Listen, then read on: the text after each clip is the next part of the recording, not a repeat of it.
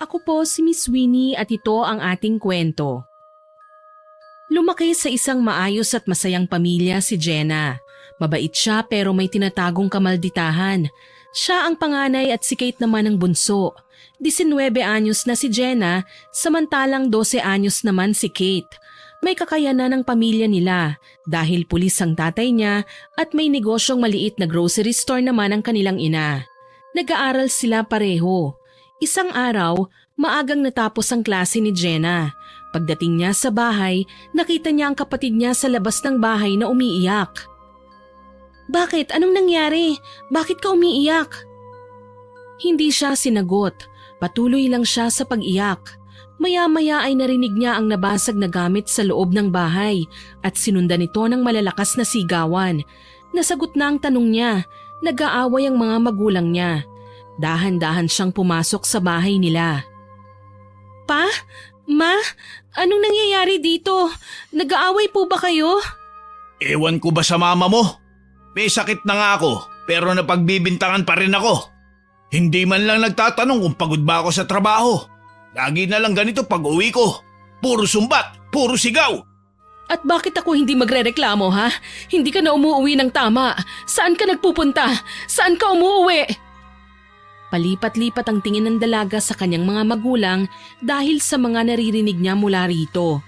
Balak sanang magsalita ni Jenna pero pakiramdam niya ay wala siyang karapatan na sumausaw dito dahil away mag-asawa ito. Pinili na lamang niyang muling lumabas ng bahay at nilapitan ng kapatid niya tsaka inalalayan ito papasok. Patuloy pa rin ang hiyawan at sumbatan ng dalawa pero silang magkapatid nagkulong na sa kwarto ni Jenna. Hinayaan na lamang nila ang dalawa sa paniniwalang magiging ayos din sila. Ngunit ilang araw pagkatapos ng away na yun, napansin ng dalaga na hindi na gaanong umuwi ang ama nito sa bahay nila. Nagkasakit ang mama niya dahil sa stress. Nanghina ito dahil hindi kumakain. Madalang ding umiinom ng tubig at gamot hanggang sa tuluyan ng lumala at hindi na makalakad. "Mama, kumain na po kayo. Paano po kayo gagaling niyan kung hindi ho kayo kakain? Alam niyo namang pong bawal sa inyo ang magpagutom, hindi po ba? Kaya kumain na po kayo." "Umuwi na ba ang papa mo, anak? Ilang gabi na ako naghihintay eh. Ni anino niya wala. Tumawag ba siya sa'yo? Alam mo ba kung nasan siya? Hindi ko na alam ang iisipin ko, Jenna." "Ma, huwag niyo na pong masyadong intindihin si Papa. Ang sarili niyo po ang dapat na iniintindi niyo ngayon. Ang payat-payat niyo na oh. Halos hindi na kayo kumakain." "Anak, hindi ko pwedeng baliwalain ang nangyayari sa amin ng papa mo. Nalaman kong may babae siya. Nahuli ko siya. May ibang babae ang papa mo." "Ano po? Babae? Totoo po ba yan?" "Oo anak, 1 linggo na akong nagtitimpi. Ayokong maniwala nung una, pero nakita ko sila mismo. Magkasama, magkayakap. Hindi ko na kailangan tanungin. Ramdam ng isang asawa kapag may ibang mahal na ang mister niya." "Ma, bakit naman po niya nagawa ito sa inyo? Sa atin?" "Hindi ko alam anak. Hindi ko alam kung saan ako nagkulang. Ginawa ko na ang lahat. Tinanggap ko siya kahit wala siya sa bahay madalas. Tiniis ko ang lamig. Tiniis ko ang lungkot. Pero ganito pa rin ang isusukli niya." "Hindi mo kasalanan to, Ma. Huwag mong sisihin ang sarili mo. Si Papang may pagkukulang. At kung iiwan niya tayo, ako ang magiging kakampi niyo. Hindi kayo nag-iisa, Ma." "Pero anak, hindi ko hahayaang basta na lang niya tayo saktan. Lalo na yung babae niya. Wala siyang karapatang sirain ang pamilya ko. Pinagtiisan ko ang lahat. Pero itong pambababae niya, hindi ko to palalagpasin. Pagsisisihan ng kabit niya kung bakit siya pumasok sa buhay namin." "Ma, ano pang binabalak niyo?" "Hindi ko pa alam kung paano, pero magbabayad sila. Lalo na yung babae. Wawasakin ko ang panaginip niyang maging reyna sa buhay ng papa mo. Hindi ako santa, Jenna, at hindi ako tanga. At ngayon, oras na para malaman nila kung sino si Marites." Kita ni Jenna ang galit sa mga mata ng kanyang mama. Hindi niya alam kung dapat bang pigilan niya ang ina o samahan ito sa plano nitong paghihiganti. Pero sa puntong yon, ayaw pa rin niyang paniwalaan na ang pamilya nilang minsang buo ay tuluyan ng nabasag. Kung ganon ay kumain ka na, Ma. Paano ka makakapaghiganti kung mahina ka? Kailangan mong magpalakas, Mama. Hindi ka makakalaban kung ganyan ka. Talo ka. Tumingin sa kanya si Marites. Napagtanto niyang tama ang kanyang anak. Kinuha niya ang plato at nagsimulang kumain. Uminom na rin siya ng gamot. Nang matapos ay ngumiti siya at sinabing magpapalakas siya dahil oras na gumaling na siya, doon magsisimula ang tunay na laban. Ilang sandali pa ay nakatulog na si Marites. Kinagabihan, 11:00 na pero nananatili pa ring gising si Jenna. Paulit-ulit ang mga tanong sa kanyang isipan. Nakatalukbong siya ng kumot habang nakahiga. Pilit na ipinipikit ang kanyang mga mata pero hindi siya inaantok. Maya-maya, inalis niya ang kumot at tumingin sa kisame. Saglit siyang napabuntong hininga. Pagkatapos ay ibinaling ang tingin sa may bintana, bukas yun dahil mas gusto niyang maramdaman ang preskong hangin mula sa labas kesa sa bentilador. Sa gilid ng kanyang mga mata, may nakita siyang isang figurang nakatayo sa may bintana. Hindi gumagalaw. Papa, ikaw na po ba yan? Walang sumagot. Nanatiling nakatalikod ang figura. Hindi niya maaninag ng husto dahil madilim sa labas. Tila isang anino lang na may hulma ng tao. Bumangon si Jenna mula sa kama at naupo. Naglakad siya palapit at habang lumalapit ay unti-unting lumilinaw sa kanya ang anyo ng taong nasa bintana. Napahinto siya sa kinatatayuan. Ma, kayo po pala yan? Anong ginagawa niyo dyan sa bintana ng kwarto ko? Okay na po ba kayo? Nakakatayo na kayo ah.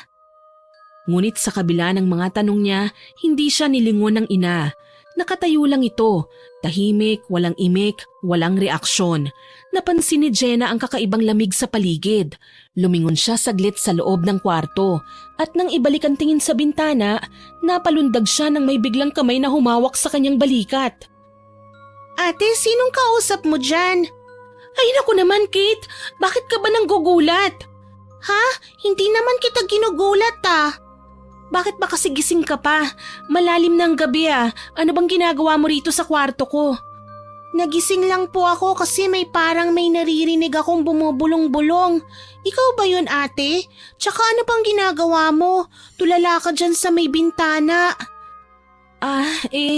Si mama kasi eh. Ayan oh, Ha? Teka, nandito lang si mama kanina eh. Nasaan na yun? Okay ka lang ate? Si mama kasi nandun sa kwarto niya eh. Siya yung una kong sinilip bago ako nagpunta dito. Tulog na tulog na. Teka lang, nandito si mama kanina, Kate. Nakita ko talaga siya. Nakatayo siya sa may bintana. Ate, baka naman guni-guni mo lang. Madilim pa sa labas. Baka anino lang yung nakita mo. Tsaka sabi ko nga nakita ko si mama. Nasa kama siya, tulog na tulog. Hindi, Kate. Iba ito. Hindi to basta anino lang. Parang totoo siya eh. Pero parang may mali. Hindi siya nagsasalita. Hindi man lang ako nilingon. Nakatayo lang siya ron na parang... wala namang tao dito ah. Nakakakilabot ka naman kausap ate. Baka naman pagod ka lang kaya ka nakakakita ng kung ano-ano. Ewan, siguro nga. Ang dami kasing iniisip eh. Si Papa, si Mama, yung babae niya. Parang pakiramdam ko mababaliw na ako eh. Hindi ka nababaliw ate. Siguro pagod lang talaga tayo. Ang bigat kasi ng mga nangyari sa bahay, hindi ba? Pasensya ka na, Kate ah. Ayokong madamay ka sa mga problema ng matatanda. Bata ka pa, dapat hindi mo pa ito iniintindi. Ate? Sige na, bumalik ka na sa kwarto, matulog ka na ha. Pasensya ka na. Siguro nga kung ano-ano na lang ang iniisip ko. Sige ate, ikaw rin. Magpahinga ka na ha. Huwag ka nang masyadong mag-isip. Maayos din ang lahat. Kinaumagahan ay maagang gumising ang dalaga. Magbabayad siya ng kuryente sa araw na yon. Deadline na naman ang pagbabayad at siguradong mahaba na naman ang pilang aabutan niya. Pinilit niyang kumilos maski puyat siya at mabigat ang katawan niya. Ngunit hindi naman pwedeng ipagpaliban niya ang pagbabayad dahil mapuputulan sila ng kuryente. Pagdating niya sa bayaran, tulad ng kanyang inaasahan, mahaba na ang pila. Halos inabot siya ng 2 oras sa paghihintay. At nang matapos ay dumiretso pa siya ng grocery para mamili ng ilan nilang gamit. Ngunit sa di inaasahang pangyayari, hindi sinasadyang may nabangga siyang babae. Napatitig si Jenna at agad na humingi ng paumanhin. Pero tinarayan siya ng babae. Nagulat siya at napatitig sa mukha nito. Maganda ito, makinis ang balat at maputi. Mapula ang labi at halatang maalaga sa sarili. Pero matapang ang kanyang muka. Halos magsalubong ang dalawang kilay dahil sa galit o inis sa kanya. Parang handang manapak anumang sandali. Nanatiling tahimik si Jenna, pilit na pinakakalma ang sarili. Hindi niya alam kung bakit tila may kuryente sa pagitan nila at hindi niya maipaliwanag kung bakit parang pamilyar ang mukha ng babaeng nakabangga. Anong ginagawa mo? Hindi mo ba nakita? Sumabog yung mga pinamili ko dahil sa katangahan mo. Pulutin mo nga yan. Oo. Sige, pasensya ka na talaga ha. Hindi ko naman sinasadya at saka hindi kasi kita kagad nakita eh. Hindi nakita? Bulag ka ba? Imposible namang hindi mo ako nakita. Nagpapalusot ka lang kamo. Teka, ba't ba ang taray mo? Nagsosorry na nga, hindi ba? Hindi ko nga sinasadya eh. Tsaka iilang piraso lang naman yung tumapon, nag-iinarte ka na. Kung tanga ako, tanga ka rin. Bakit hindi ka umilag? Ang kapal din ng mukha mo ah. Ikaw na nga tong nakabangga, ikaw pa tong may ganang magsungit. Aba, sa ugali mong yan halatang wala kang modo. Kung anong ganda mo, siya namang pangit ng asal mo. Hindi ko nga sinasadya, sinabi ko na nga 'di ba? At nagsorry na ako. Ano pa bang gusto mong gawin ko? Lumuhod? Magmakaawa? Aba, talagang bastos ka no? Ikaw na nga tong nakaagrabyado, ikaw pa tong matapang? Ay wow, ang laki ng kasalanan ko sa'yo ha? Nagsorry ako, hindi mo matanggap. Nauna kang nagsungit, hindi ba? Tapos ngayong pinatulan kita, parang ikaw na yung biktima. Eh di wow. Huwag mo akong subukan ha. Pasalamat ka at nagmamadali ako. Dahil kung hindi, makakatikim ka talaga sa akin. Talaga? Arte mo, feeling alta sa syudad. Che, dyan ka na nga. Akmang tatalikod na sana si Jenna pero bigla siyang hinawakan ng babae sa kanang braso at muling pinaharap. Matapang ang anyo nito, mahigpit ang pagkakakapit niya. Yabang mo ah! Hindi ka ba tinuruan ng ina mo ng respeto sa mas nakakatanda? Huwag mong isali ang mama ko rito, hindi mo siya kilala. Kung may problema ka sa pagkatao ko o sa ugali ko, ako ang harapin mo, hindi ang pamilya ko. Aba, mukhang nasa pool kita. Ayaw mong nadadamay ang mama mo. Pero paano kung sabihin kong mas kilala ko siya kesa sayo? Anong ibig mong sabihin? Kilala mo si mama? Paano? Huwag kang mag-alala. Sa tamang panahon, malalaman mo rin. At pag nalaman mo, sana kayanin mo. Biglang tumalikod ang babae at lumakad palayo. Nakataas noo ito at parang isang reyna na nagwagi sa laban. Naiwan si Jenna na natitigilan. Parang may pumiga sa kanyang dibdib. Hindi lang dahil sa pangiinsulto at pagsusungit sa kanya ng babae, kung hindi sa huling sinabi nito tungkol sa kanyang ina. Paulit-ulit na naririnig niya ito. Hindi siya mapakali, hindi matahimik. Ilang linggo ang nakaraan, gabi noon, malamig at tahimik ang paligid. Kagagaling lang niya sa eskwelahan at napansin niyang bukas ang gate ng kanilang bahay. Paglapit niya, nakita niya ang ina na nakadungaw sa may bintana nila. Umiiyak. Nasa likod nito ang nakababata nitong kapatid na parang inaalo ang ina. Ma, anong nangyari? Hindi nakasagot si Marites. Sa halip ay itinuro nito ang direksyon ng sala. Naglakad siya at lumapit sa may pinto. Doon ay nakiramdam siya. May narinig siyang mga boses mula sa loob. Isang lalaki at isang babae. Pumasok si Jenna. Doon niya nakita ang kanyang ama at sa tabi nito nakita niya ang isang pamilyar na muka. Ang babaeng nabangga niya sa grocery store. May mga maleta ang mga ito. 3. Ang isa ay nakalagay sa ibabaw ng sofa nila. Anong ibig sabihin nito? Ano to, Papa? Ayun! Buti naman at dumating ka na. Pakilala na ako ha. Ako nga pala si Gloria at simula sa gabing ito dito na ako titira. Kasama ko ang papa mo. Ano? Ikaw yung kabit? Bakit ka nandito? Ano ka ba? Bingi ka ba? Ang sabi ko dito na kami titira. Bobo ka talaga, no? Hindi totoo yung sinasabi niya, Jenna. Huwag ka maniwala sa kanya. Anong huwag maniwala. Ano ka ba naman, Ronald? Hanggang ngayon ba naduduwag ka pa rin aminin kung anong meron sa atin? Pagkatapos ng lahat-lahat? Ano ba, panindigan mo na ito? Umamin ka na. Hindi ba sinabi mo sa akin noon na iiwan mo ang asawa mong walang kwenta para sa akin? Tumigil ka na, Gloria. Sinabi ko na sa'yo, di ba? Nag-usap na tayo kanina. Tatapusin na natin kung anong namamagitan sa ating dalawa. Mahal ko ang pamilya ko. Mahal ko ang mga anak ko.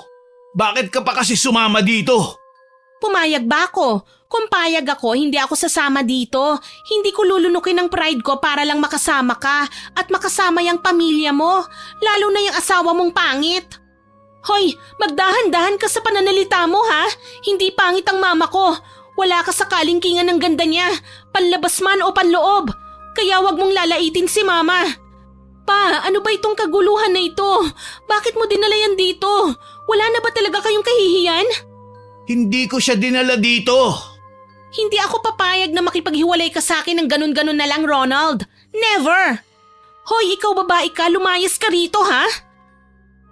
Lumapit si Jenna at itinulak ang babae, ngunit hindi nagpatalo si Gloria.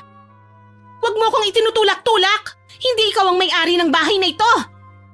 Agad na bumuelta ito at tinulak pabalik si Jenna. Sumayad ang likod ng dalaga sa lamesa. Napasinghap siya sa sakit. Nasa pinto naman ang mag-inang si Marites at Kate. Agad na dinaluhan ng dalaginding ang kanyang kapatid.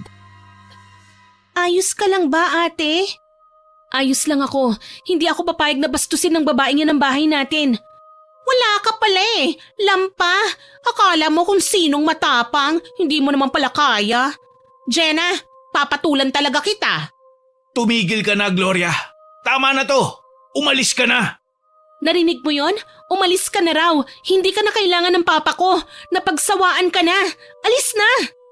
Hindi ako aalis dito. Umalis ako sa amin, iniwan ko ang lahat para sa'yo, Ronald. Pinangako mong ako ang pipiliin mo ah. Bakit ngayon parang basura na lang ako na tinatapon mo? Walang yaka? Basura ka naman talaga eh. At kung iniwan mo ang pamilya mo para sa papa ko, anong tingin mo sa sarili mo? Martir? Hindi, kabit ka lang. At wala kang lugar dito sa bahay namin. Tumahimik ka ah. Wala kang alam, Jenna. Walang kwenta yung mama nyo kaya sumama sa akin ng papa nyo. Ako ang naging kasama niya ng mga panahon na kailangan niya ng karamay. Manahimik ka. Wala kang karapatang magsalita ng ganyan dito sa pamamahay ko. Hindi ako isang perpektong asawa pero ikaw, kahit kailan hindi ka magiging perpekto dahil isa ka lang kabit. Manahimik ka. Hindi porket narinig mo na yung sinabi ni Ronald ay magtatapang-tapangan ka na. Anong pinagmamalaki mo ha? Yang pagiging baldado mo? Yang pagiging losyang mo? Ipinagpalit ka na ng asawa mo. Ako na ang mahal niya at hindi ikaw. Kaya lang naman siya bumabalik sa'yo ngayon ay dahil maaaring maapektuhan ang trabaho niya bilang pulis. Kung hindi dahil doon, akala niyo ba? Babalikan pa niya kayo? Sige Ronald, sabihin mo ngayon sa kanila ang totoo. Gloria, tama na. Tapusin na natin to. Hindi! Nagpaalam ako sa'yo ng maayos. Hindi kita dinala rito. Sinundan mo ako. Nagkamali ka. Hindi ikaw ang pinili ko. At hindi kita pipiliin. Hindi ikaw ang gusto ko makasama eh. Sila yun, Gloria. Ang pamilya ko. Saglit na nagkaroon ng katahimikan. Napaupo si Gloria sa sofa. Nanginginig ang kamay. Napapapikit. Pilit na nilulunok ang sakit ng katotohanang iiwan na talaga siya ni Ronald. Sinungaling ka? Lahat ng gabi na yakap kita? Lahat ng pangakong binulong mo? Peke! Matapos mo akong gamitin, itatapon mo lang ako ng ganon? Palibhasa, isa kang duwag, isa kang sinungaling! Noon, akala ko ikaw ang kailangan ko. Pero nagising ako. Pamilya ko pa rin ang mahalaga. Ang asawa ko minsan kong pinabayaan at ang mga anak kong sinaktan ko dahil sa kahinaan ko. Gusto kong bumawi sa kanila. Talaga, Papa? Babawi ka sa amin? Paano? Palalayasin ko siya. Ngayon din. Ang kapal ng mukha mo! Hayop ka, Ronald! Hayop ka! Narinig mo naman siguro kung anong sinabi ng papa ko. Alis! Kung may natitira ka pang dignidad, lumabas ka na lang sa pintuan ng taas noo. Kasi kung ako ang magpapalabas sa'yo, baka sakali kita ihagis. Anak ka nga ng mama mo. Pareho kayong matapang, pero wala kang alam. Ha! Huwag kang masyadong sigurado sa alam mo sa pamilya mo, lalo na sa pagkatao ng mama mo. Nangilid ang luha sa mga mata ni Gloria. Tumingin sa bawat isa sa kanila.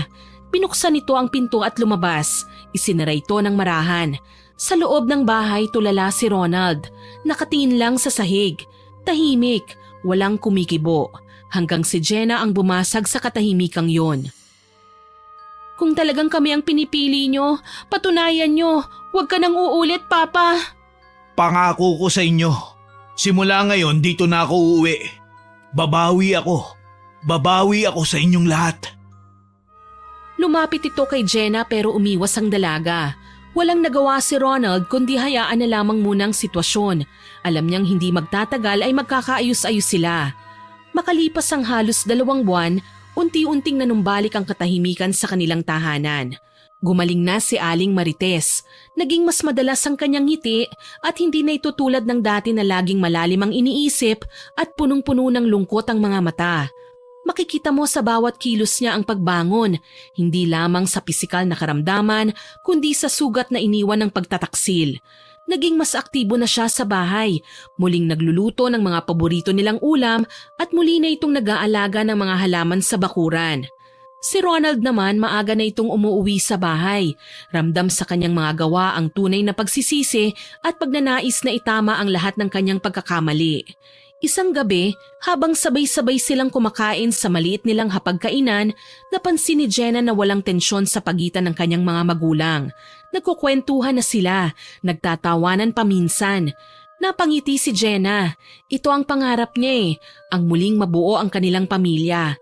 Hindi niya alam kung kailan o paano ito tuluyang naging posible, pero isa lang ang alam niya. Masaya siya. Salamat Lord, akala ko noon tapos na kami, pero binigyan mo kami ng panibagong simula. Hindi man perpekto pero buo pa rin kami.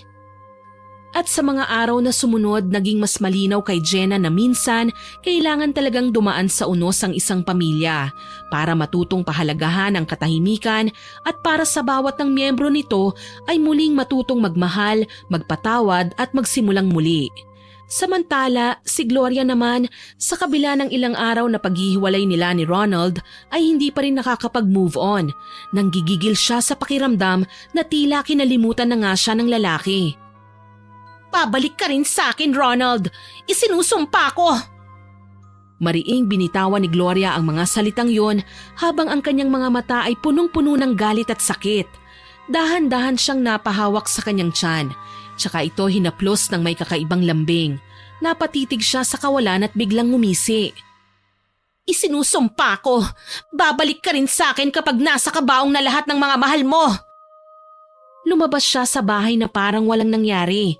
Sa araw na yun ay gagawin na niya ang matagal na niyang plano.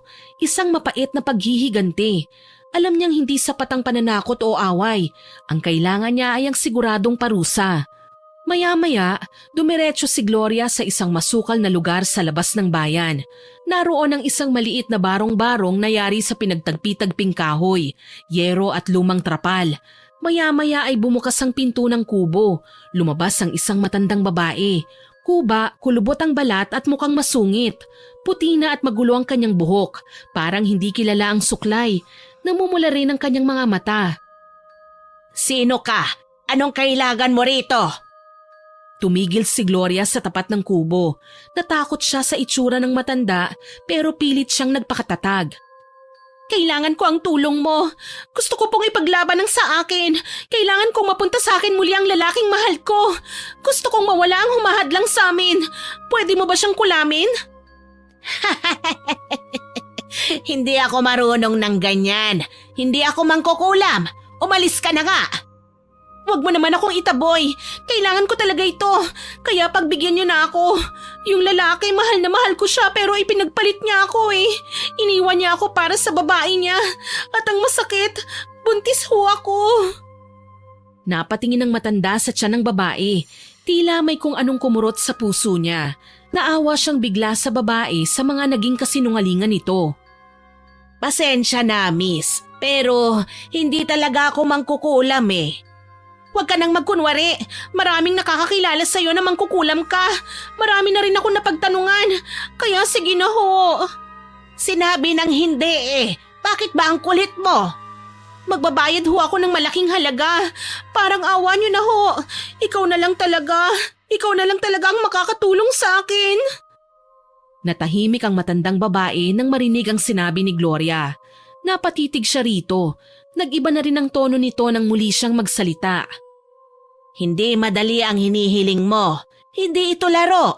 Kapag pumatay ka gamit ng mahika, hindi lang kaluluwang nadadamay. Bawat patak ng dugo, may kabayarang balik sa'yo. Kahit ano pa yan, kakayanin ko. Sabihin niyo lang ang kailangan kong gawin. Marami na akong binalaan noon. Marami na rin akong tinanggihan. Pero lahat sila bumalik hindi para magpasalamat kundi para makiusap na bawiin ang sumpa dahil sa nakokonsensya na sila. Wala ho akong konsensya. Huwag ho kayong mag-alala. Ito po paunang bayad ko. Gamitin niyo ang perang yan para sa inyo. Basta gawin niyo lang ang hinihiling ko. Nanlaki ang mga mata ng matanda. Dahan-dahan niyang kinuha ang envelope na iniabot sa kanya ng babae. Binuksan niya ito at nakita niya ang makapal na tigli 500 piso. Tinatantsyang nasa mahigit 20,000 piso ang lahat ng yun. Hindi ko dapat na tinatanggap to pero sige na, pumasok ka. Walang alinlangan pumasok siya sa loob. Amoy insenso sa loob ng bahay. Amoy tuyong dahon na idinarang sa apoy at may kakaibang usok na sumasalubong sa kanya. May mga gamit ka bang dala? Kailangan ko ng mga bagay na pagmamayari nila. Nag-alangan si Gloria nung una pero bigla siyang napangiti nang ilabas mula sa kanyang bag ang mga panyo, suklay at damit na kinuha niya at isinilid sa kanyang bag bago pa pumasok si Jenna sa bahay nila Ronald. Pinakialaman niya ang gamit ng mga ito nang walang nakakapansin. Sige, akin na. Ibigay mo sa akin ang mga yan. Itinabi ng matanda ang mga gamit.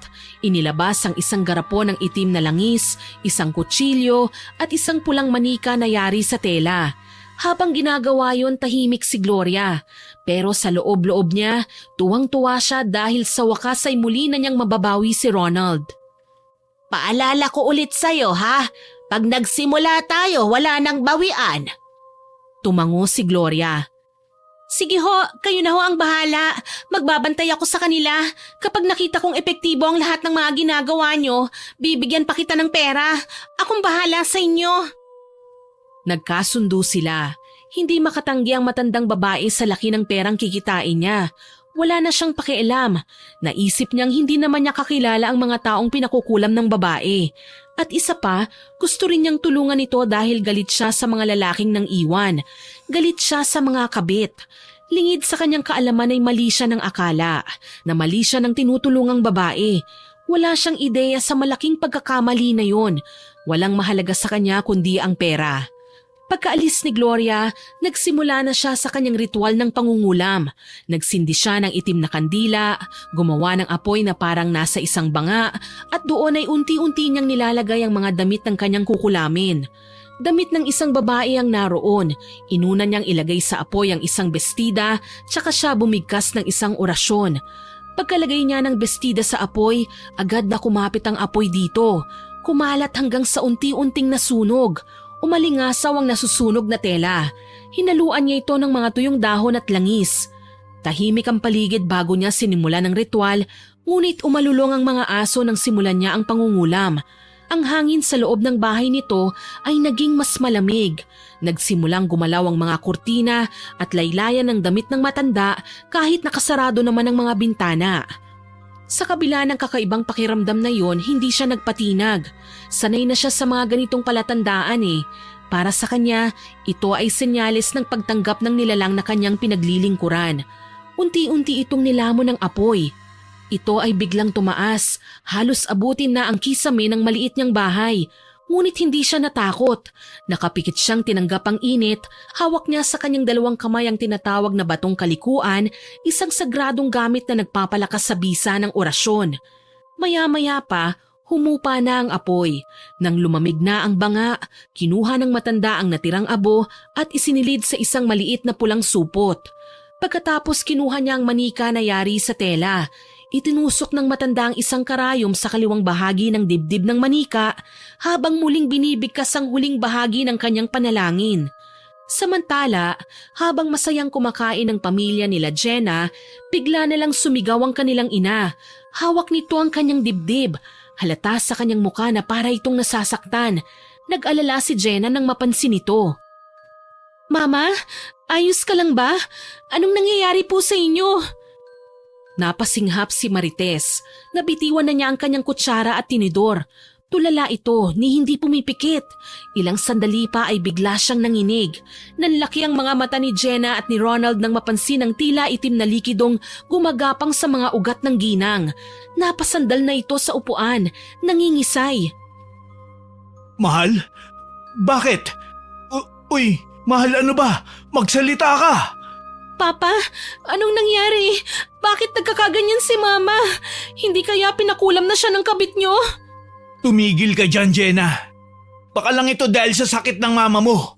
Mabuti pa ay maghanda ka na ng mga gamit niya. Dadalhin natin siya sa ospital.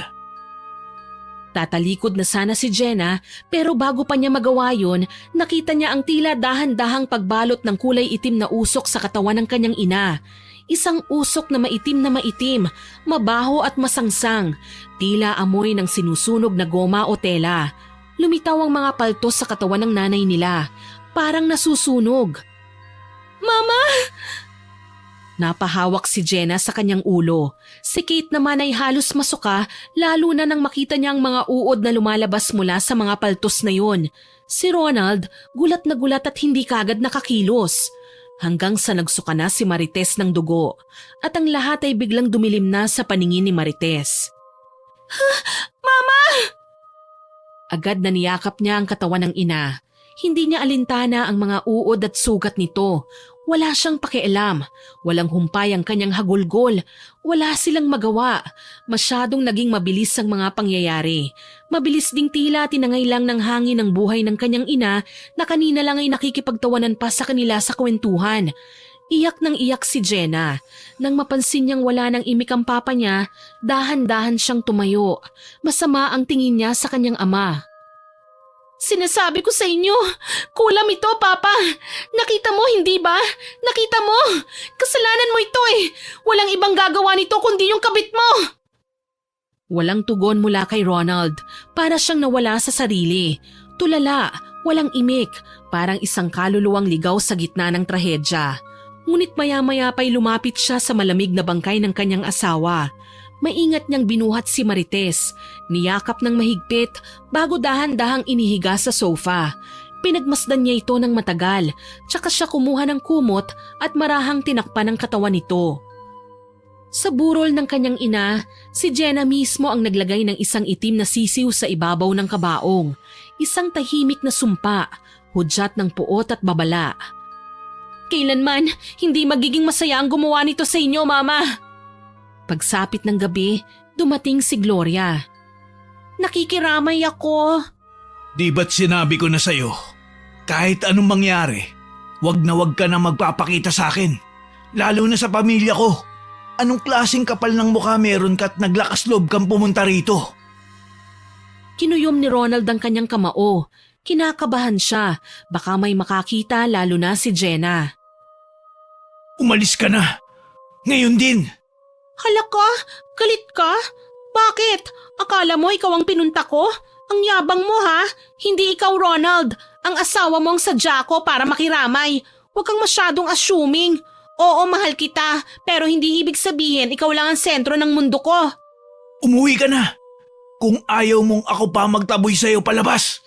Sandali lang naman. Gusto ko lang sanang malaman kung anong ikinamatay ni Marites. At isa pa, gusto kong sabihin sa'yo na magiging ama ka na. Napako si Ronald sa kinatatayuan, natigilan, parang binuhusan ng malamig na tubig. Diba gusto mong magkaanak ng lalaki? Ito na yun, Ronald. Matutupad na ang pangarap mo.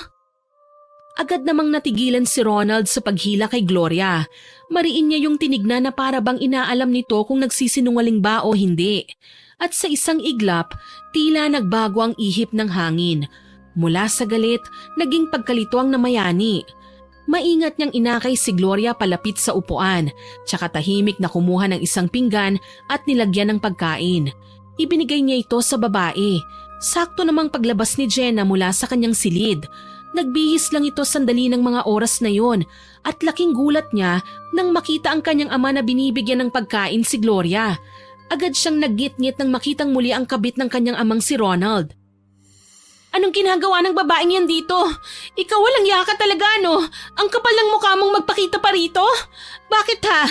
Sinisiguro mo ba talagang napatay mo ang mama ko? Sandali, anong sinasabi mo?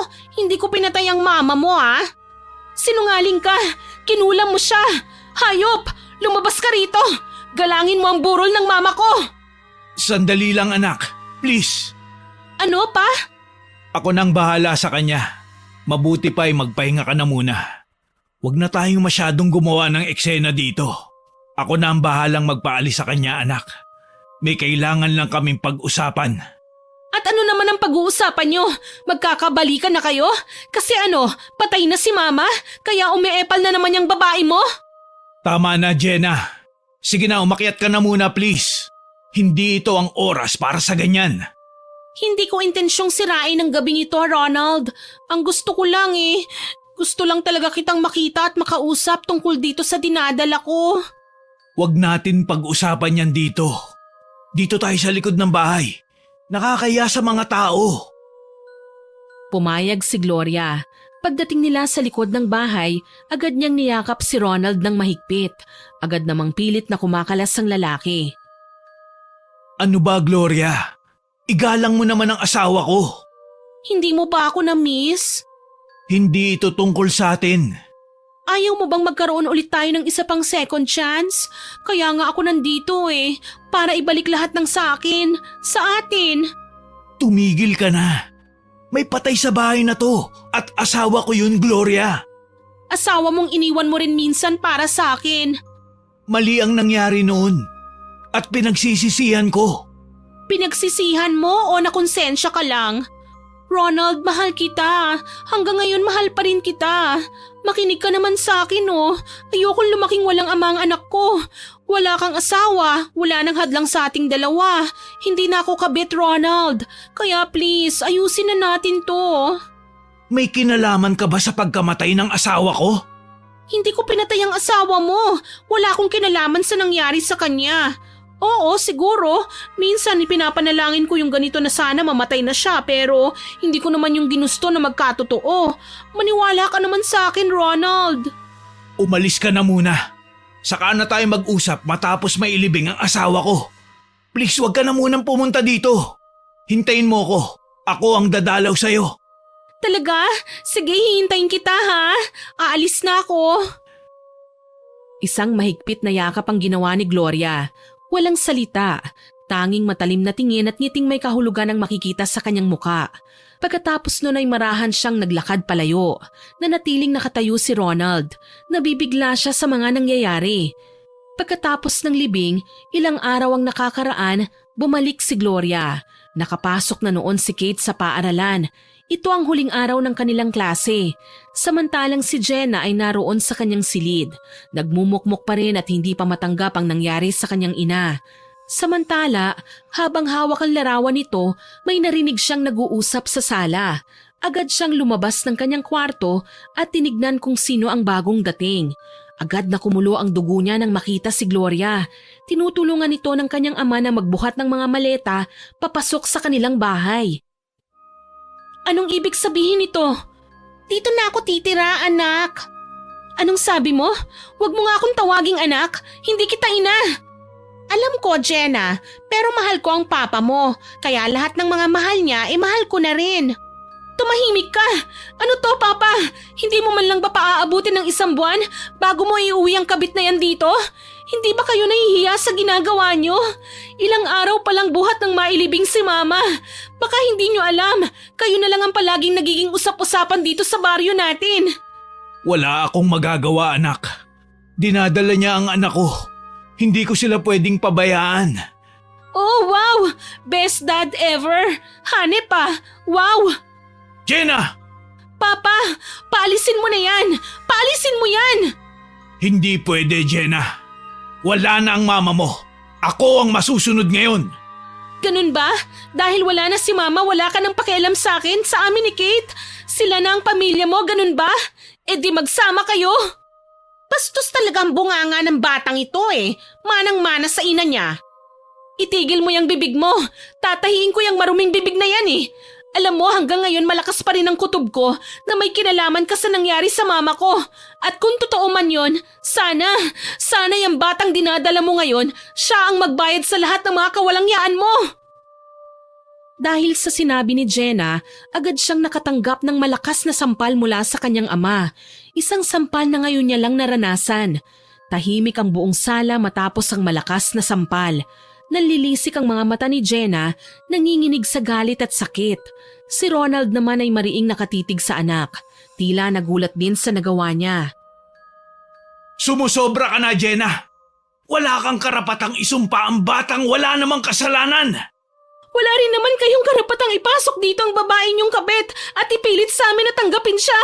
Lalo na si Kate. Wala pa nga kaming isang buwan na nagluluksa. Pero ikaw, mas pinili mong palitan kaagad si Mama. Agad na naglakad palayo si Jenna. Muling pumasok sa kanyang silid. Ilang oras siyang nanatili roon. Tsaka lang siya lumabas nang makaramdam ng uhaw. Kahit labag sa loob niyang makita ang babae ng kanyang ama, lumabas pa rin siya para kumuha ng tubig sa kusina.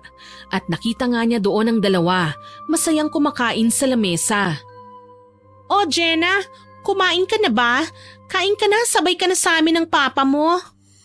Ayoko nga, mamaya lagyan mo pa ng laso ng pagkain ko. Tsaka mabuti at nalulunok mo pa yung kinakain mo. Alam mo namang walang may gusto sa'yong nandito ka. Ikaw naman, nagmamalasakit lang ako sa'yo. Eh di kung ayaw mong kumain, eh di wag. Paalis na sana siya nang biglang magsalita ang ama na siya namang ikinatigil niya. Maupo ka na, kumain ka na rin. Sumabay ka na sa amin ng tita Gloria mo para isang hugasan na lang. Pakikuha mo na rin yung tubig saka yung vitamins ng tita mo.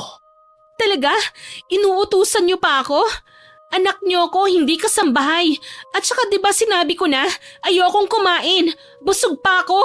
Nakakabusog din pala ang puro kabalastugan dito sa bahay na ito. Jenna, ganyan ba ang itinuro namin sa'yo? Wala ka na bang respeto? Pati ako binabara mo na? Hindi kita pinalaking bastusin ng matatanda. Kung hindi mo matanggap ang mga tao dito, lumayas ka. Umuwi ka sa lola mo. Ayoko ng ganyang gulo sa bahay. Kung hindi ka marunong sumunod, mas mabuting umalis ka na lang. Hindi niyo na ako kailangan paalisin. Talagang balak ko nang umalis. Pero tandaan niyo, kalahati ng bahay na ito sa mama ko yon. Kaya kahit anong mangyari, babalik at babalik ako rito. Sisiguraduhin kong walang kahit isang gamit ni mama ang mapupunta sa babaeng yan. Umalis ang dalaga at nagtungo sa kanyang kwarto. Naiwan si Gloria na pailing-iling, halatang nasaktan sa mga binitiwang salita ni Jenna. Napansin ito ni Ronald kaya agad niya itong nilapitan at pinakalma. Habang yakap-yakap si Gloria, tahimik na nag-iisip si Ronald kung paano niya mapapalambot ang puso ng kanyang panganay. Paano niya maipararamdam kay Jenna na buo pa rin ang pamilya nila kahit may binubuong bago. Sana'y dumating ang araw na matanggap ni Jenna si Gloria at pati na rin ang magiging kapatid niya. Hindi ko alam kung ano ang pwede kong gawin upang mapalapit ang loob ko sa panganay mong anak.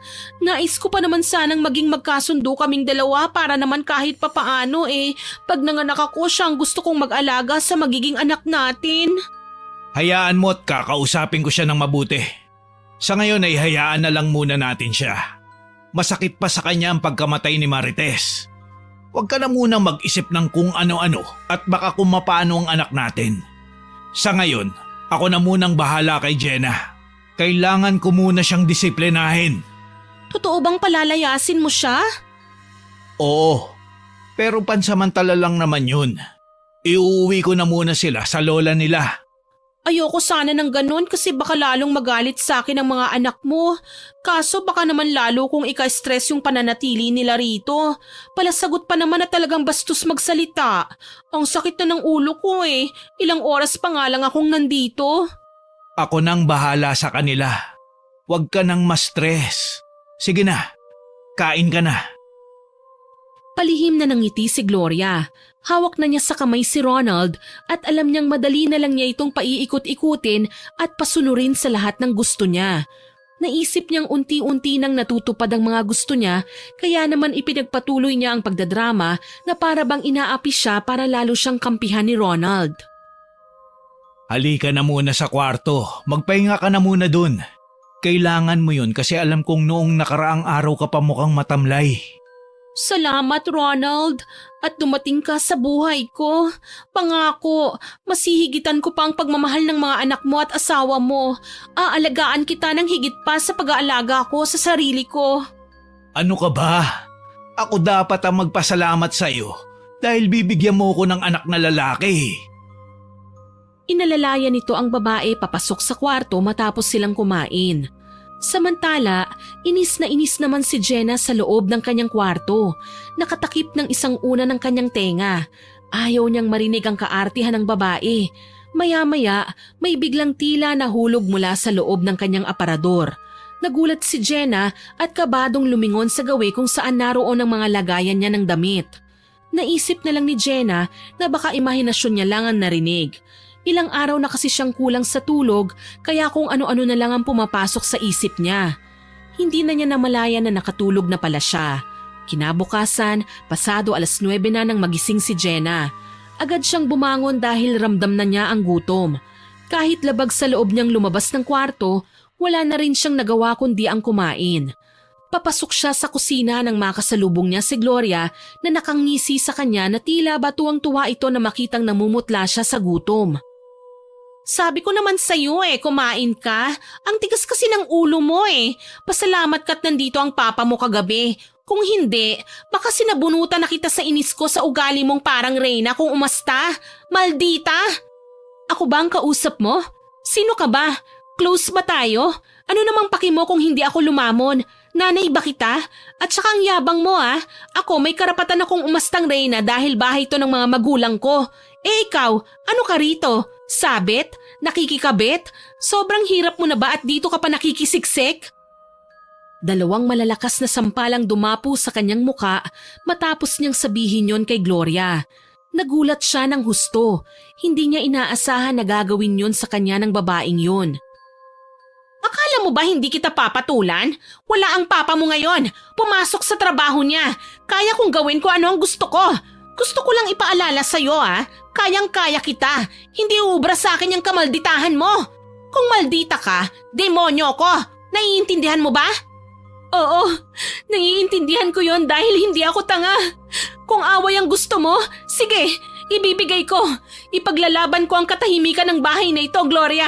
Mapapaalis ka rito. Sinusumpa ko yan. Biglang lalapit si Gloria kay Jenna at akmang sasampalin siya. Ngunit maagap si Jenna, naitulak niya ito. Natumba si Gloria at napaupo sa sahig. Walang iya ka? Hindi ka na marunong rumespeto sa akin? Eksaktong bumukas ang pinto. Dumating ang kanilang ama. Napakunot ang noo nito nang makita ang eksena. Si Gloria nasa sahig. Si Jenna nakatayo, hingal at nanginginig sa galit. Ano to? Jenna! Anong ginawa mo sa asawa ko? Hindi makasagot si Jenna. Napaatras siya. Si Gloria naman ay agad na lumapit sa lalaki at nagsumbong habang kunwari umiiyak. Sinaktan niya ako, Han. Tinulak niya ako. Wala siyang respeto sa akin. Paulit-ulit na lang. Siyang nauna. Sinampal niya ako. Kahit na! Hindi pa rin tama na itulak mo siya. Ano ka ba naman? Titig na titig si Jenna sa kanyang ama. Sa loob-loob niya, tuluyan na ngang nagbago ito. Hindi na siya pinaniniwalaan kahit ano pang sabihin niya. Tahimik na lang siya at kinuyom ang kamao. Sa unang pagkakataon, naramdaman niyang mag-isa na siya sa sarili niyang tahanan. Ihanda nyo na ang mga gamit nyo ni Kate. Doon na muna kayo sa lola nyo. Magbakasyon kayo dun. Wala nang nagawa si Jenna kundi ang sumunod. Padabog siyang naglakad at ibinagsak ng malakas ang pinto ng kanyang kwarto. Tanghali na nang matapos siyang mag-impake. Ate, talaga bang hindi tayo mahal ni Papa? Palalayasin niya na tayo? Hindi sa ganon, Kate. Mahal tayo ni Papa. Pero ngayon, mas pipiliin ko nang lumayo muna tayo. Hindi natin kailangan araw-araw makipagbangayan sa taong walang respeto. Mas okay na rin to, kahit pansamantala lang. At least tahimik tayo. Pero ate, paano na yung school natin? Yung mga gamit natin dito? Don't worry, ako nang bahala doon. Makakabalik din tayo. Mabuti nga at sakto sa bakasyon natin hindi ba? Isipin mo na lang na bakasyon lang natin ito kay Lola. Tsaka panahon na rin para mabisita natin siya at masabi sa kanya kung anong nangyari kay Mama. Hindi natin siya nasabihan nung libing Kaya nga po ate, kawawa naman si Lola. O siya, sige na, mag-ready na tayo. Hayaan na muna natin si Papa habang wala pa siya sa sarili niya. Habang pinipili niyang pumanig sa ibang tao kaysa sa mga anak niya. Kailangan muna nating alagaan ang sarili natin. Sige ate, walang problema sa akin. Basta kasama kita, ayos lang yun. Lagi tayong magkakasama. Ikaw na lang ang meron ako, Kate. Hinding-hindi kita iiwan. Ilang oras din ang naging biyahe nila at tahimik lang si Jenna habang yakap-yakap ni Kate ang maliit niyang backpack. Kitang-kita sa mukha ng bunso ang pagod pero pilit niyang iniintindi ang sitwasyon. Pagdating nila sa bahay ng kanilang lola, sinalubong kagad sila nito nang makita sila. Bakas sa mukha nito ang pag-aalala. Mga apo, anong ginagawa niyo rito? Halika kayo, pasok. Naku, pasensya na ha. Hindi ako masyadong nakakalinis ng bahay Maraming kalat. Ayos lang po, Lola. Teka, kayo lang ba? Nasaan ang mama at papa niyo? Hindi sumagot si Jenna. Tsaka lang ito nagsalita nang nakapasok na sila sa bahay. Niyakap niya ang kanyang lola at tsaka humagulgol ng malakas. Lola, wala na po si Mama. Ano? Anong wala na? Patay na po siya. Sorry po, hindi namin naipaalam sa'yo. Hindi ko kasi alam kung paano, Lola Ano bang nangyari?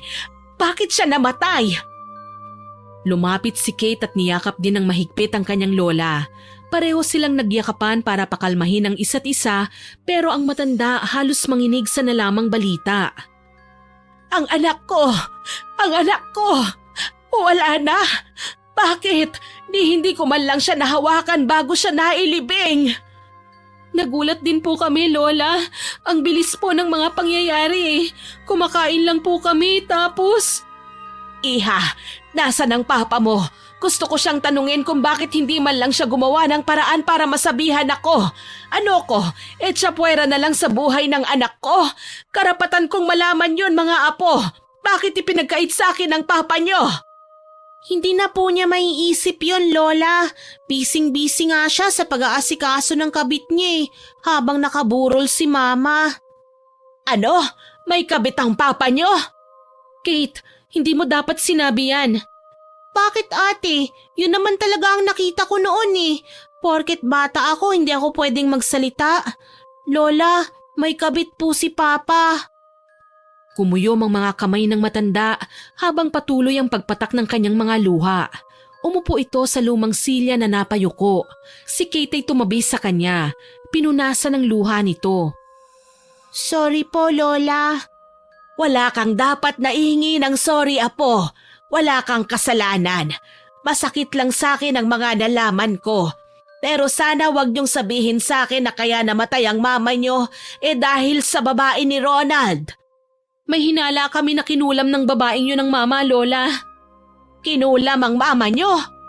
Nagsuka po kasi siya ng uod, tapos marami siyang sugat parang napaso. Anong klaseng babae bang nakuha ng papa niyo? Bakit niya ginawa yun sa mama niyo? Ang anak ko, ang mabait kong anak. Sana nalaman ko ito kagad. Sana nagawan ko man lang ng paraan. Nagawa ko sana na magdasal para sa kaligtasan niya. Sana na ipaglaban natin ang buhay niya. Patawad po, Lola. Natakot po kami. Nalilito kami sa mga nangyayari noon Apo, wala kang dapat na ikahiya o ipagsorry. Alam kong napakabigat ng dinadala nyo. Pero kung totoo ngang may ginawang masama ang babaeng yon, hindi siya makakaligtas. Hindi siya patatahimikin ng langit. Hindi ko hahayaan. humanda siya sa akin. Lola, may dapat pa po kayong malaman. Ano pa, Apo? Yung babae, pinatira na po siya ni Papa sa bahay namin. Doon na po siya natutulog sa kwarto nila ni Mama. Kaya po kami nandito, pinalayas po kami ni Papa eh. Anong sinabi mo? Pinatira niya sa bahay ang kabit niya, sa mismong bahay na itinayo ng anak ko. Hayop na Ronald na yan, hindi man lang iginalang ang alaala ng asawa niya at pinalayas pa kayo. Pinalayas niya ang sarili niyang mga anak. Opo. Tahimik si Jenna pero kita sa mukha niya ang matinding sakit. Lumapit si Lola kay Kate at marahang hinaplos ang buhok nito habang pinipigilan ng sariling paghikbi. Tama na ang pag-iyak, Apo. Habang nandito kayo sa poder ko, habang may lakas pa ang mga buto ko, hindi ko kayo pababayaan. Hindi ko hahayaang magdusa pa kayo. Salamat po, Lola. Ako rin po, ayoko na ron. Parang hindi ko nakilala si Papa. Parang ibang tao na po siya. Huwag kayong mag-alala. Sa ngayon, dumito na muna kayo. Ligtas kayo rito. At si Ronald, magigising din yan sa katotohanan. Gagawan ko ng paraan. Aayusin ko ang lahat para sa inyo. Para sa anak kong si Marites. Tahimik na tumango si Jenna. Niyakap niyang muli ang lola niya.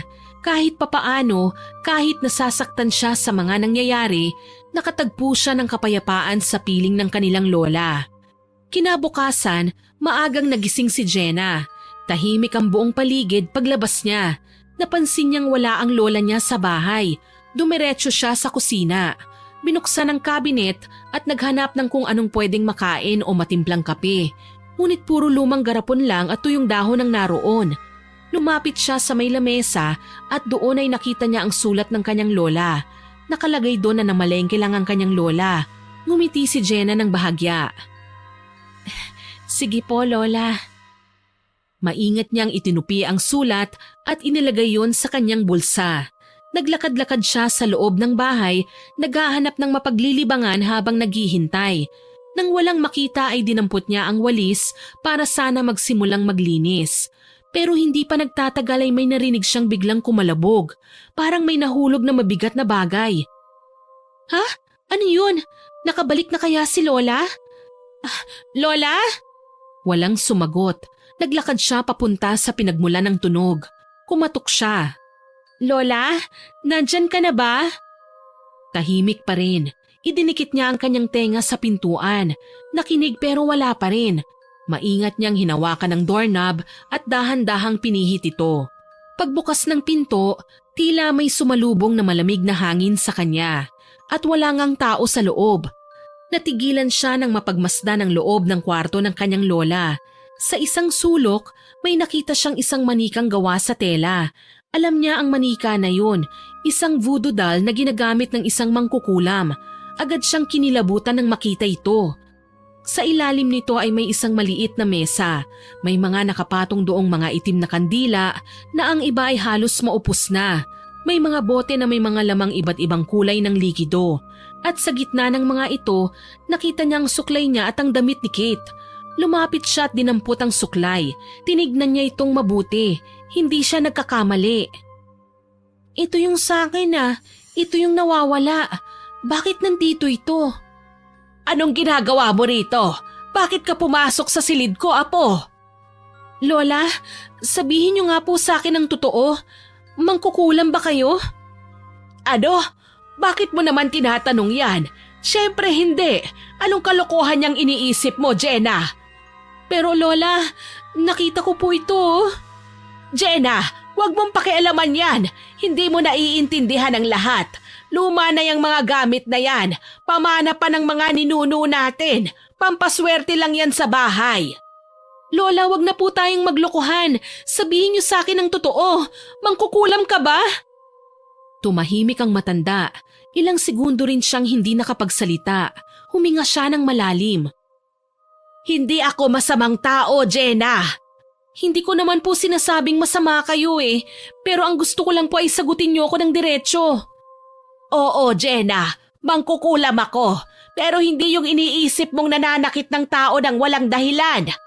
Kaya ba may balak kang kulamin kami? Kaya ba pinatay niyo si Mama? Ano? Anong sinasabi mo? Itong mga gamit na ito, paano po napunta sa inyo? Mga nawawalang gamit namin ito ni Kate, Lola. Hindi pa pwede. Imposible. Ano pong imposible? Hindi ko alam na mga gamit niyo yan. Diyos ko, anong ginawa ko? Ano bang ginawa mo, Lola? Bakit? Bakit sarili mong pamilya pinahamak niyo? Hindi ko gagawin yun kung alam ko. Akala ko kung kaninong gamit lang ito. Dahil sa realisasyon, biglang nanghina ang tuhod ng matanda. Napaupo siya sa sahig, laylay ang balikat at umiiyak. Gamit namin ito, Lola. Bakit kami? Bakit? Patawad, Apo. Hindi ko alam. Kayo po ba ang pumatay kay Mama? May kinalaman ba kayo ron? May nawawala siyang duster. Nandito rin ba yon?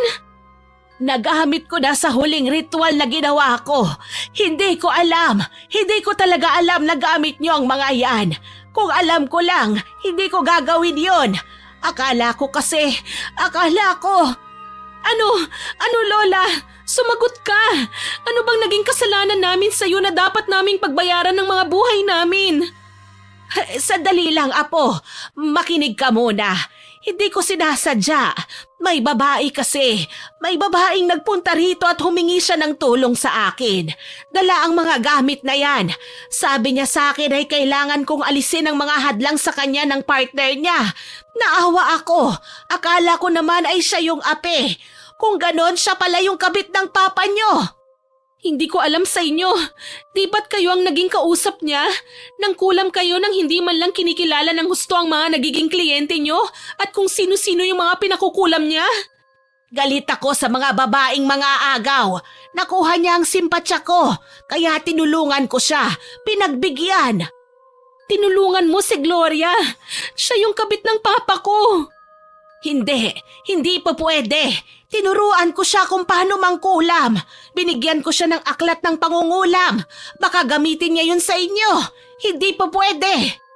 Hindi ka ba nakukonsensya sa ginawa niyo, Lola? Tinulungan niyo ang babaeng yun. Pinlano niya ito. Ang walang iyang babae na yon. Talagang sinadya niya akong puntahan para ipakulam sa akin ang sarili kong anak. Humanda siya. Gagantihan ko siya.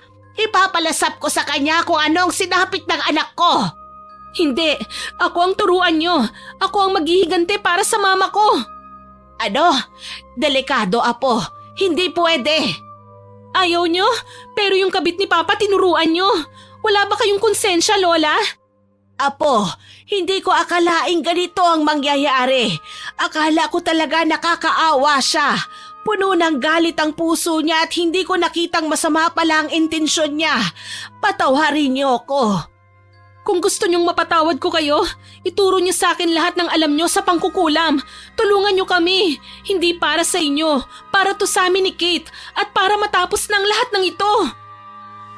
Sige, Apo. Tutulungan ko kayo. Pero kailangan nating magmadali. Kapag dumating na ang susunod na pagbilog ng buwan, isa sa inyo ang maaari niyang isunod. Kasi matapos kong patayin ang una niyang pinakulam, ipinatigil niya ang susunod. Ang sabi niya, siya na raw ang bahala. Kung itutuloy niya ang pag-aaral ng itim na mahika, sigurado akong wala nang makakapigil sa kanya kundi isang sakripisyo. Anong sakripisyo? Buhay. Kapalit ng buhay. Nagkatitigan ng dalawa. Wala mang salitang binigkas, pareho nilang alam na wala nang atrasan. Madilim pa ay gumayak na si Jenna. Bago siya umalis ay nagpaalam siya ng maayos sa kanyang kapatid. Mahirap man ang sitwasyon nila, alam niyang ligtas ito sa piling ng kanilang lola. Sa kabila ng lahat ng nalaman niya tungkol sa pagkatao nito, buo pa rin ang tiwala niya na hindi sasaktan ng kanyang lola si Kate. Dahil alam niyang mahal na mahal sila nito. Pagkatapos, imbis na dumiretso pa uwi, tumungo muna siya sa sementeryo. Bitbit niya ang iilang piraso ng bulaklak na iaalay niya sa puntod ng kanyang ina. Tahimik ang paligid sa loob ng sementeryo. Ngunit ang katahimikang yon ay nabasag nang malapit na siya sa libingan ni Marites. May nakita siyang dalawang taong naroon. Napatigil siya. Nakilala niya kagad ang kanyang papa at si Gloria, ang kabit na naging dahilan ng pagwasak ng kanilang pamilya. Mula sa kinatatayuan niya, narinig niyang tila nagtatalo ang dalawa. Agad siyang nagtago sa likod ng medyo mataas na nicho. Nakinig siya sa pinag-uusapan ng mga ito. Paminsan-minsan din siyang sumisilip. Dapat kasi hindi ka na sumama sa akin dito. Kung ganyan ka rin lang magsalita. Bakit ba? Ano ba kasing dahilan at dinadalaw mo pa yan dito? Patay na yan, no? Hindi na yan babalik sa'yo. Hanggang ngayon siya pa rin ba? Iniisip mo pa rin ba siya? Gloria, tumigil ka na nga. Respeto na lang. Nakita ni Jenna kung paano umikot-ikot si Gloria sa puntod. Nakataas ang kilay nito at umiirap-irap. Nang sandaling yon, nagsalita pa si Gloria. Mas malakas at mas garapal. Alam mo, Ronald, mabuti na lang at nawala na si Marites. At least, di ba, wala na talagang panggulo sa ating dalawa. Talagang inadya ng tadhana na mangyari ito dahil tayo talagang dalawang nakatadhana. Tsaka alam mo ba kung bakit ako sumama sa'yo dito?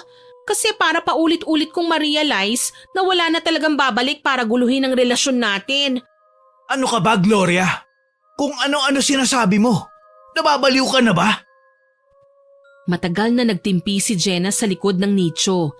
Halos manigas siya sa galit. Ngunit sa kabila nun ay hindi siya lumabas. Naghintay pa siya ng ilang sandali. Maya-maya ay tumayo si Ronald at lumayo. May kinuha ito sa sasakyan. Marites, wala ka na. Inuuot ka na dyan sa kinalalagyan mo. Ako na ang nasa tabi ng asawa mo. Ako na ang kasama niya gabi-gabi. At alam mo kung anong masarap? Yung malaman kong nakikita mo ang mga anak mo na unti-unti nang nawawala sa buhay ng asawa mo. Pero wag ka mag-alala. Malapit mo na rin namang makasama ang isa mo pang anak eh. Isusunod ko na sa'yo si Kate. Tila tumigil ang mundo ni Jenna sa narinig. Nanlalamig ang kanyang mga kamay. Malinaw ang narinig niya. Si Kate ang isusunod nito. Hindi na siya nakatiis. Anong sabi mo? Anong isusunod mo si Kate? Anong gagawin mo sa kapatid ko? Oh, nandyan ka pala, Jenna. Kailan ka pa nakabalik? Ang bilis naman ng bakasyon mo. Wala kang pakialam, buwisit ka. Huwag mo akong simulan, ha? Hindi porket buntis ako ay hindi kita papatulan. Eh di patulan mo kung gusto mo. Mas gusto ko nga yun para mamatay ka na. Hayop ka. Ano? Apat wag mo akong ginaganyan, ha? Hindi mo alam kung anong kaya kong gawin. Kung hindi ka mananahimik dyan, pagsasabayin ko na kayong patayin ng kapatid mo. Ano? Gusto mo bang mapadali ang reunion nyo ng walang kwenta mong ina? Apat! Aray! Pitiwan mo ang buhok ko! Walang yaka! Ano ba? Pitiwan mo ako! Matagal ko nang gustong gawin sa'yo to, hayop ka! Peste ka sa buhay namin! Hindi mo kilala kung sino ang kinakalaban mo, Jenna! Wala kayong laban sa akin! Dahil sa labis na galit, ay halos ingudngod na sa lupa ni Jenna ang babae ng kanyang papa. At sa eksaktong sandaling yon, nakabalik na si Ronald. Agad niyang inawat ang dalawa. Jenna, anong ginagawa mo? Anong klaseng ugali meron ka? Sinaktan niya ako, Ronald. Wala naman akong ginagawa sa kanya eh. Bigla na lang akong sinugod at sinampal. Pa, isusunod daw niyang patayin si Kate. Masama ang babaeng yan. Siyang dahilan kung bakit namatay si Mama.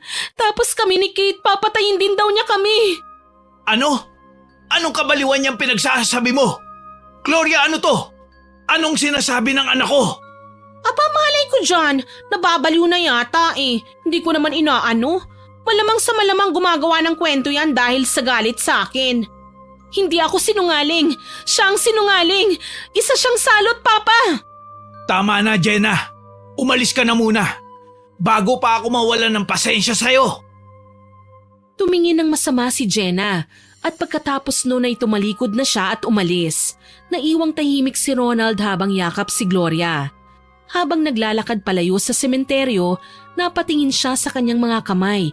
May ilang hibla ng buhok siyang nakuha mula sa ulo ni Gloria. Napangiti siya. Lintik lang ang walang ganti, Gloria. Humanda ka. Pagbabayaran mo ang ginawa mo sa mama ko. Isinilid niya ng mabuti ang mga nakuhang buhok mula kay Gloria. Nang magawa niya yon, naghintay pa siya ng ilang sandali. Sinigurado niyang nakalabas na ng sementeryo ang dalawa bago siya bumalik sa libingan ng kanyang ina. Makukuha na natin ang hustisya sa pagkamatay mo, Mama, at hindi ko hahayaang masaktan niya si Kate. Matapos sabihin ang mga bagay na yon sa puntod, hindi na nagsayang ng oras si Jenna.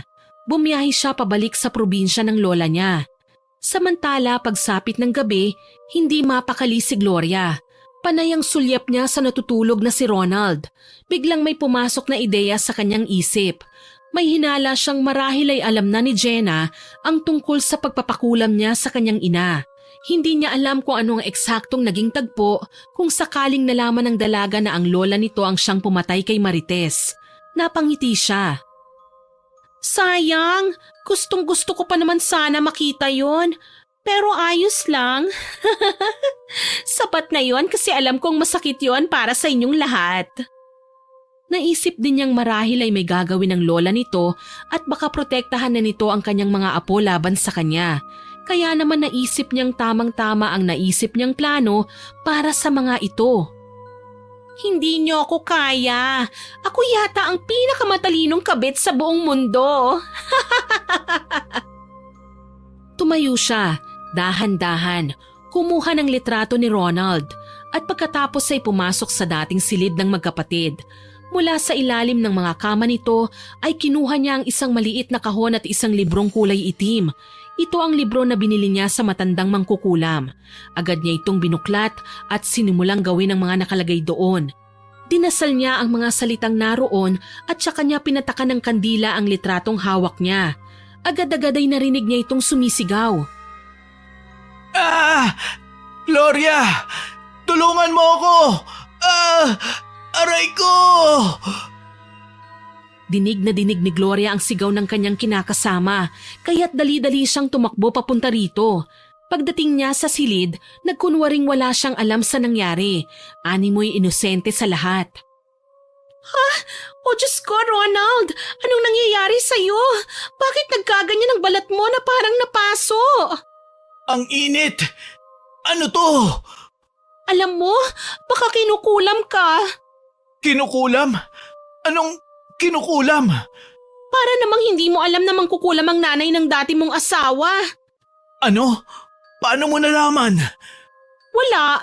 Secret. Basta alam ko. Magaling ako eh. Pero bakit naman niya ako kukulamin? Malamang nagsumbong na yung mga anak mo sa kanya. Naku, mag-ingat ka, Ronald. Baka patayin ka nila.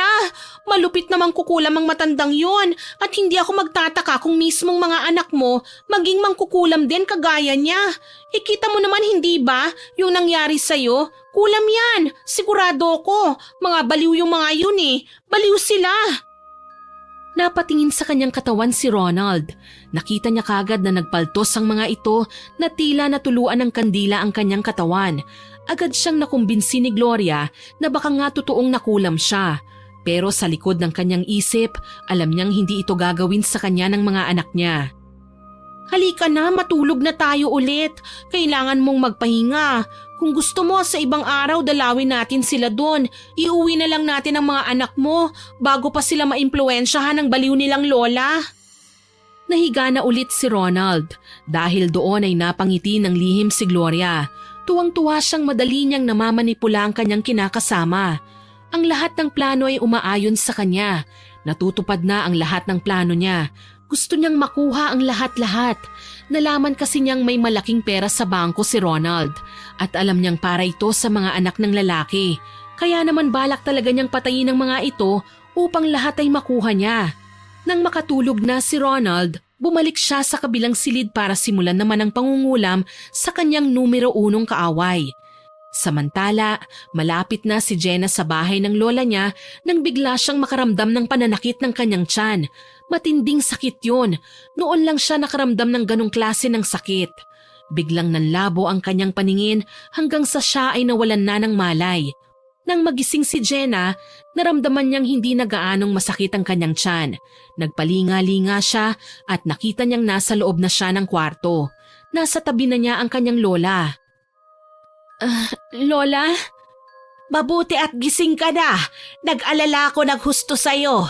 Bigla ka na lang nawalan ng malay sa tapat ng bahay. Ano po bang nangyari sa akin? Ang sakit ng tiyan ko kanina tapos…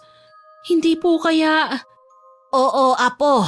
At sigurado ako nagsisimula na ang babaeng yon. May mga nakita kong senyales na kinukulam ka. At wala namang ibang gagawa nun kundi siya. Ano pong gagawin natin, Lola? Seryoso talaga siyang patayin kami ni Kate. Nakuha mo ba ang mga pinakukuha ko sa'yo? Opo, Lola. Nasa akin ang ilang hibla ng buhok niya. Kung ganon ay may laban tayo. Yan ang kailangan natin para makontra ang kulam niya. Kailangan na rin nating magsimula. Tumayo ang matanda at inalalayan si Jenna na makaupo sa gilid ng kama. Mabagal pa ang kilos ni Jenna pero unti-unti na siyang nakakabangon. Kumuha ng baso ng tubig ang matanda at iniabot sa kanya. Uminom ka na muna habang naghahanda ako. Tumalikod ang matanda patungo sa aparador. Binuksan niya ito at mula sa loob ay inilabas niya ang isang kahon na kahoy na may ukit. Maingat niyang binuksan yun at isa-isang inilabas ang mga gamit para sa ritual. Ilang sandali pa ay nagsimula na silang maghanda sa isang maliit na altar na ginawa nila sa sulok ng silid. Kumuha ng puting tela ang matanda at inilatag ito sa ibabaw ng mesa. Maayos niyang pinuwesto ang mga kandila at mangkok na may halamang tuyo at langis. Sa gitna ng tela, inilagay niya ang ilang hibla ng buhok ni Gloria. Tahimik si Jenna habang pinanonood ang bawat kilos ng kanyang lola. Alam niyang seryoso ito sa ginagawa at ramdam niya ang bigat ng ritual na yun. Nang mailagay na ang lahat ng kailangan, sinindihan ng matanda ang mga kandila at nagsimula ng magdasal. Hindi maintindihan ni Jenna ang sinasabi nito. Wala ni isa mang salita ang pamilyar sa kanya. Basta narinig niya na lang na tila paulit-ulit na pagbigkas ng mga kataga habang dahan-dahang ginagalaw ng matanda ang kamay sa ibabaw ng apoy ng kandila. Hinawakan ng matanda ang buhok ni Gloria gamit ang sipit na kahoy, tsaka niya ito inilapit sa usok ng isang halamang sinindihan. Muli siyang nagsalita ng mga hindi maintindihang salita. Ramdam ni Jenna ang pagbigat ng hangin sa paligid. Bumilis ang tibok ng kanyang puso habang pinagmamasdan ang ginagawa ng matanda. Ilagay mo ang mga kamay mo rito, Apo. Itinuro nito ang mangkok na may langis. Sumunod si Jenna. Mainit yon pero tiniis niya. Pagkatapos hinawakan ng matanda ang kamay niya at itinuro kung saan ilalagay ang marka sa puting tela. Simula ngayon, hindi na makakapanakit sa iyo si Gloria. Ang sumpa sa kanya, lahat ng gagawin niya sa inyong dalawa ni Kate, lahat ay babalik sa kanya. Ligtas na po ba kami ni Kate, Lola? Ligtas na kayo sa kulam pero sa kasamaan ng babae na yon malamang ay hindi pa. Baka hindi siya kaagad sumuko. Kung ganun, ano po ang dapat naming gawin? Ang kailangan niyo ay umiwas muna sa kanya. Huwag kayong maghihiwalay na dalawa. Sige po, Lola. Salamat po. Kung wala kayo… Alam kong walang kapatawaran ang ginawa ko sa mama ninyo. Pero nakahanda akong pagbayaran ng lahat ng iyon, Apo. Pero hindi pa sa ngayon kasi kailangan ko kayong protektahan sa isang demonyong minsan kong kinampihan. Matapos ang ritual, pinatay na ng matanda ang kandila.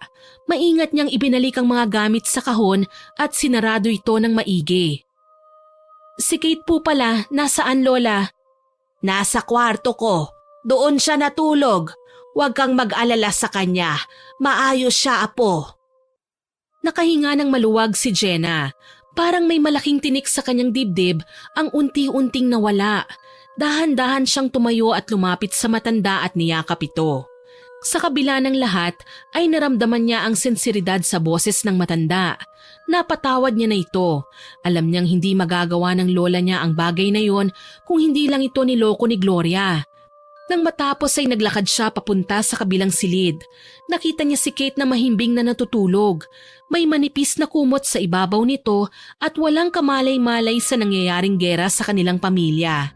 Napaupo si Jenna sa gilid ng higaan at hinaplos ang buhok ng kapatid. Hindi kita pababayaan, Kate. Kahit ano pang mangyari, hindi ko hahayaang mapahamak ka. Lumipas ang magdamag. Kinabukasan maaga silang nagising ng matanda. Nakahanda na ang kanilang agahan at amoy na ng dalaga ang aroma ng kape at sinangag sa buong bahay. Tahimik silang kumain. Nang bandang tanghali, tinawag niya si Jenna at nagpasama itong sunugin na ang kanyang mga gamit sa pangungulam. Pero bakit po, Lola?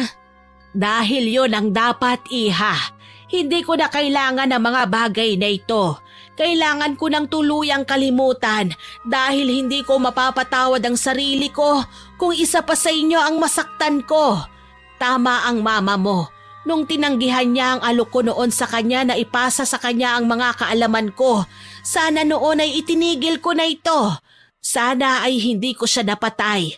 Kasama pa natin sana siya ngayon. Huwag niyo na pong sisihin ang sarili niyo, Lola. Si Gloria, siya ang may kasalanan ng lahat ng ito. Tumango ang matanda. Magkasama nilang pinanood ang unti-unting paglamon ng apoy sa kanyang mga gamit. Makalipas ang 2 buwan, kailangan na nilang bumalik sa kanilang bahay. Kailangan na dahil magpapasukan na ulit. Si Kate ayaw sanang pabalikin ni Jenna pero sinabi sa kanila ng kanilang lola na baka mahirapan lang si Kate kapag doon pumasok. Sinabi na lang ng matanda na ayos na ang lahat. Wala na siyang dapat pang ipag-alala. Kaya naman ay maaga pa lang ay bumiyahe na sila. Pagdating nila sa kanilang bahay, naabutan nilang tahimik. Parang walang tao. Ngunit may naririnig silang parang umuungol mula sa loob ng bahay. Agad siyang pumasok at nagulat si Jenna sa kanyang nakita. Ang kanyang ama, nakaratay sa kanyang higaan. May mga kapitbahay na lumapit sa kanilang dalawa at ikinuwento na halos 1 buwan nang nagkasakit ang kanyang ama. Sila lang daw mga kapitbahay ang umaasikaso dito at ang barangay. Ilang beses nang ipinatingin sa doktor pero hindi pa rin gumagaling. Tinanong ni Jenna kung anong nangyari kay Gloria. Nagkatinginan ng mga kapitbahay nilang naroon. Ilang sandali pa, may nakapagsabi na nabaliw ang babae. Ngayon ay isa na lamang itong taong grasa, marumi, magulo ang buhok at wala sa sarili na naglalakad-lakad sa kung saan-saan. Hindi alam ni Jenna kung anong mararamdaman nang marinig ang sinapit ni Gloria. Napaupo siya sa tabi ng kanyang ama habang si Kate ay tahimik lang sa kanyang likuran, hawak ang kamay ng kanyang ate. Paanong naging ganito ang lahat, Papa? Anak ko, mga anak ko. Ang dating matapang at istriktong ama ay ngayon ay tila isang bata. Laging nakapikit, nanginginig ang katawan, hindi makapagsalita ng maayos. Ayon sa barangay, ilang araw bago ito magkasakit, nagsisisigaw daw ito sa kalsada, humihingi ng tawad at nagsusumamo sa kung sino man ang animoy hindi nila nakikita. Mula noon ay unti-unting nanghina hanggang tuluyang hindi na makatayo. Anak! Pa, anong nangyari? Natuklasan kong hindi siya buntis. Niloloko lang niya ako. Po? Tama ang narinig mo. Sinungaling ang babaeng yun. Tapos nakita ko kung anong ginagawa niya. Kinukulam niya kayo ni Kate. Gusto niya kayong gawing baliw. Pati ako. Ako anak, hindi niya ako pinatawad. Kinulam niya ako. Hindi na ako makalaban anak. Ginawa niya akong ganito. Mahina, walang silbi. Hindi ko man lang kayo nagawang protektahan. Tapos, muntik ko pa kayong sisihin sa lahat ng nangyari sa akin. Muntik akong maniwala na kayo ang kumukulam sa akin. Iyon pala, siya ang walang iyang babaeng yun. Pa? Anak, ang tanging meron ako ay ang pagsisisi. Tama na po. Huwag po kayong umiyak. Si Lola, pinrotektahan niya kami laban kay Gloria. Lahat ng gagawin niya sa amin ay babalik po sa kanya. Deserve niya kung anong nangyayari sa kanya ngayon, Papa. Pero ikaw, hindi mo yan deserve. Niloko ka rin niya. Oo, may pagkakamali ka, pero... Patawarin mo ko. Patawarin niyo ako, mga anak ko. Matagal ko na po kayong pinatawad. Hindi ko man maintindihan ang lahat ng ginawa niyo noon, pero ayokong mabuhay na may galit sa puso ko. Salamat, anak. Ilang araw ang lumipas, nagpasya si Jenna na ipatingin sa isang albularyo ang kanyang ama. Nakumpirma nilang kinulam nga ito. Sa tulong ng orasyon at pagpapainom ng halamang gamot, unti-unti siyang gumaling. Makalipas ang ilang buwan, tuluyang nanumbalik ang lakas ni Ronald. Kasabay ng kanyang paggaling, pinili niyang ituon ang panahon sa kanyang dalawang anak. Pinaramdam niya kina Jenna at Kate ang pagmamahal na minsan niyang nakaligtaang ibigay sa kanila. Isang maaliwalas na hapon, magkakasama nilang binisita ang puntod ni Marites. Nakatayo si Jenna at taimtim na nagdarasal habang hawak ang kamay ni Kate.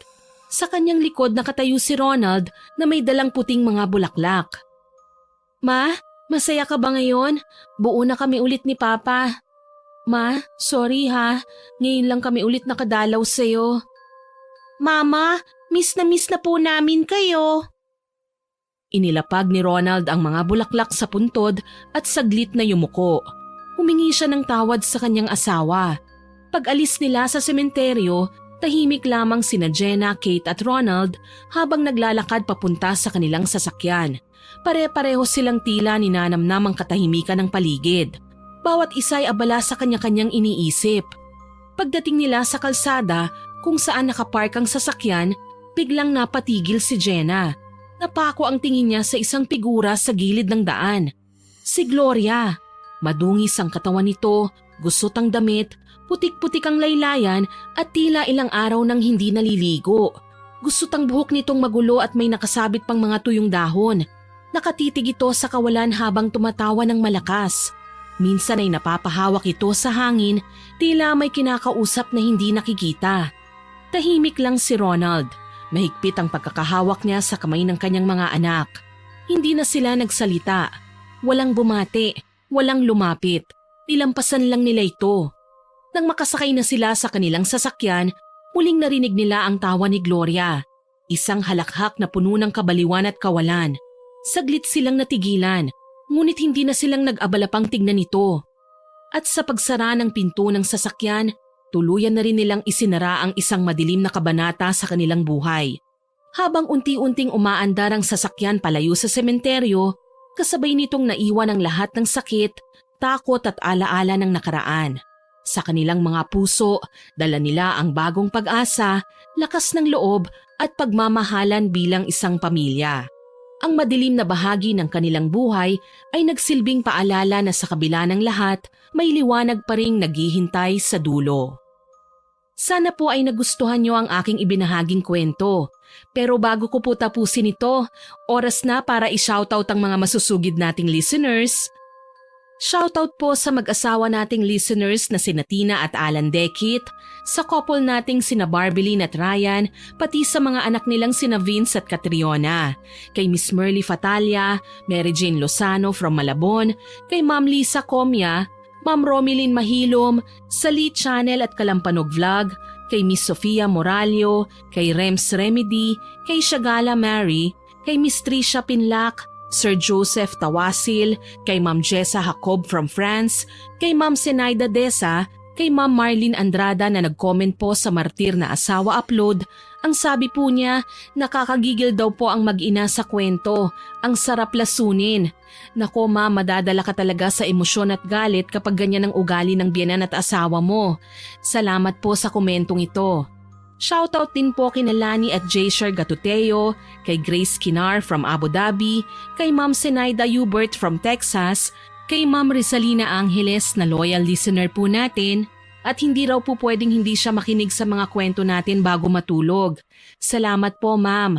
Kay Sara Abdullah at Queenie from Saudi Arabia, kay Ma'am Vanessa Barbasa, kay Ma'am Alizer Jovelin from Riyadh, kay Ma'am Annalie Martires, kay Positive Flor Dasig, kay Ma'am Teresy Abanilla, kay Ma'am Estela da Silva at sa Cabral family po, kay Rodaline Amil at sa buong tropa sa tindahan from Carmona, Cavite, kay Aida Ram, kay Divina Monterde, kay Sir Michael Perez at kay Lourdes Mangaya, kay Rowena Dacles, Eloisa Formento, Ma'am Laura Palangan, kay Sir Herminihildo Robles, At shoutout din po kina Miss Celinda Gook, kay Dolores Takahashi, kay Florence Joyce Ferras na nag-comment po sa mabagsik na Amo Upload.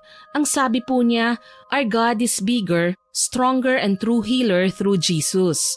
Salamat po sa inspiring reminder na si Lord po talaga ang masasandalan natin. Thank you po for that comment.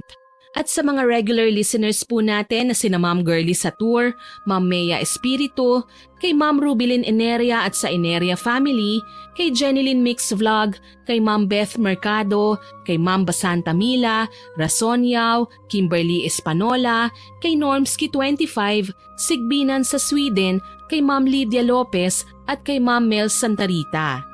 Gusto ko pong kunin ang pagkakataong ito para magpasalamat sa lahat ng mga nakinig, nag-subscribe, nag-share, nag-like at nag-comment sa kwentong ito. Maraming salamat po sa inyong lahat. Asahan ko pa rin po ang walang sawa niyong suporta ha, dahil road to 50k subscribers na po tayo.